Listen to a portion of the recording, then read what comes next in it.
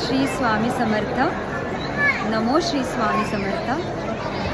तर आता मी वटवृक्षाच्या इथे बसले आणि इतकं सुंदर वातावरण आहे, मी तुम्हाला सांगू नाही शकत. खूपच भारी वाटते मला ॲक्च्युली, कारण खूप सारी फुलं जी आहेत, खूप सारी फुलांची आरास वटवृक्षाला चालली आहे आणि खूप छान माझं पठण झालं वटवृक्षाखाली बसून. आणि खरंच हा खूप दिव्य असा अनुभव आहे. महाराजांच्या इथे कुठल्याच गोष्टीची कमी नाही आहे, अन्नधान्याची नाही, फुलांची नाही. महाराज हे ब्रह्मांड नायक आहे हे तेव्हाच कळू शकतं जेव्हा तुम्ही अक्कलकोटला एकदा तरी पूर्ण अंतःकरणापासून येऊन बघाल. अक्कलकोट आपल्या ज्ञानचक्षुंनी, फक्त बाहेरच्या डोळ्यांनी नाही.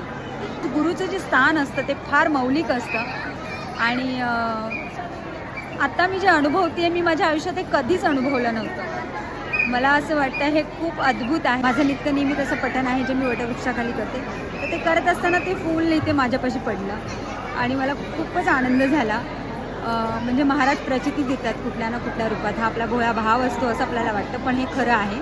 महाराज खरंच प्रचिती देतात. मला ह्या माझ्या अक्कलकोटच्या प्रवासामध्ये, तीर्थप्रवासामध्ये आलेले अनुभव अत्यंत अद्भुत आहेत आणि मी ते नक्की तुम्हा सगळ्यांशी शेअर करेन.